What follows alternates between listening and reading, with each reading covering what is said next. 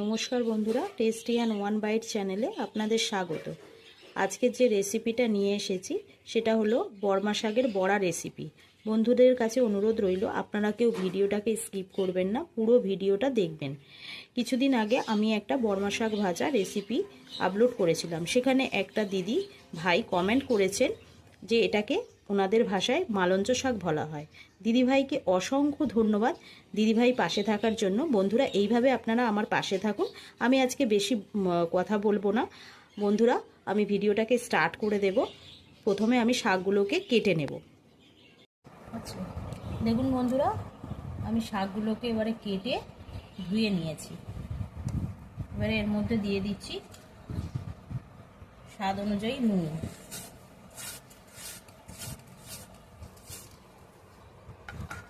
দিয়ে দিচ্ছি পেঁয়াজ,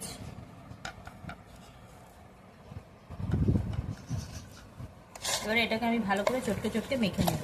এবারে এতে দিয়ে দিচ্ছি রসুন, আমি তিতো করে নিয়েছিলাম 5 কোয়া মতো রসুন আমি তিতো করে নিয়েছি, দিয়ে দিলাম।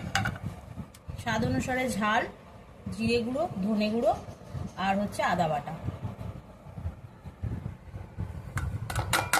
দিয়ে দিচ্ছি বেসন। আমি জল দেবো না, প্রথমে এইটা দিয়েই ভালো করে মাখবো, কারণ পেঁয়াজের জল বেরিয়েছে আর শাকের একটা জল বেরোয়, সেটা বেরিয়েছে, একটু লাগবে। দিয়ে দিলাম পরিমাণ মতো, আমি দিয়ে দিলাম বেসন। আমার মাখা প্রায় রেডি হয়ে গেছে, এবারে আমি ভেজে নেব। দেখুন বন্ধুরা, আমার তেলটা গরম হয়ে গেছে। এবারে আমি বড়াগুলোকে এক এক করে ছেড়ে দেব।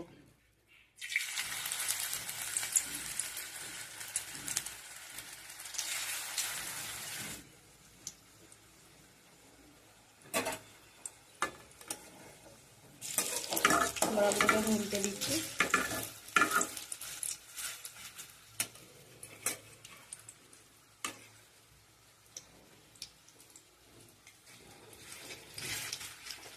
এভাবে আমি লাল লাল করে ভেজে নেব, ভেজে নিয়ে আপনাদেরকে দেখাচ্ছি। দেখুন বন্ধুরা, আমার বড়াগুলো লাল লাল করে ভাজা হয়ে গেছে। এবার আমি বড়াগুলোকে নামিয়ে নেব।